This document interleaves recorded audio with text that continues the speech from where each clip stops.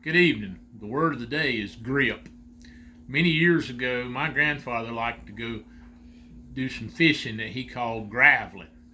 Now, maybe some of you are familiar with this from the TV shows that have been on cable TV before called hillbilly hand fishing or noodling. He wasn't trying to win some kind of fishing tournament to get a big fish. He just wanted to catch some fish to have a mess of fish to eat.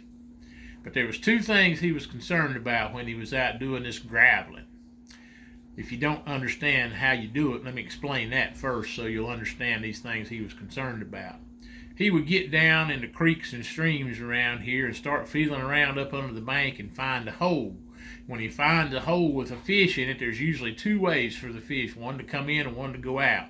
He would block both holes and then reach in with his hand and grab the fish and pull it out and put it in the sack.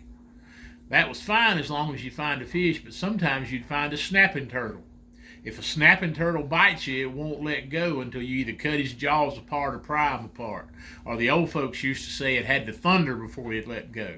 A friend of mine got bit many years ago, and I heard somebody ask him, said, "Did it thunder when he let you go?" He said, "I yelled so loud he thought it thundered." Anyway, my grandfather told me, he said, you had to watch out for the snapping turtles, and the other thing that he was worried about was snakes. One day when he was out graveling, him and this other fellow was out there, and he was up under the bank feeling around. He found a hole, and he blocked the holes, and he stuck his hand up in there, and he caught a snake. He just froze there for a minute. He had already caught the snake, and he thought to himself, if I let it go, it's going to bite me under the bank, and if I pull it out from under the bank, when I get it out and his head gets free, it's going to bite me then. So he didn't know what to do, so he was just sitting there holding on to the snake. He told the other fellow that was with him after he thought a few minutes, he said it seemed like an hour, but it was just a few minutes. He said, you get over there on that sandbar on the other side of the creek. He said, get a stick and get ready. He said, I want you to kill this snake. I'm going to just pull it out and fling it.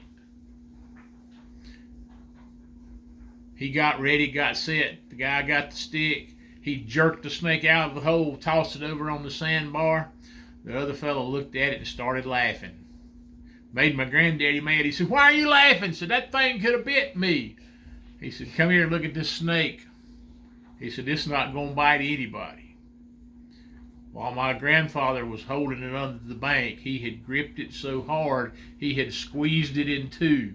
The only thing left holding the snake together was the skin that was in his hand. So the day's word is get a grip.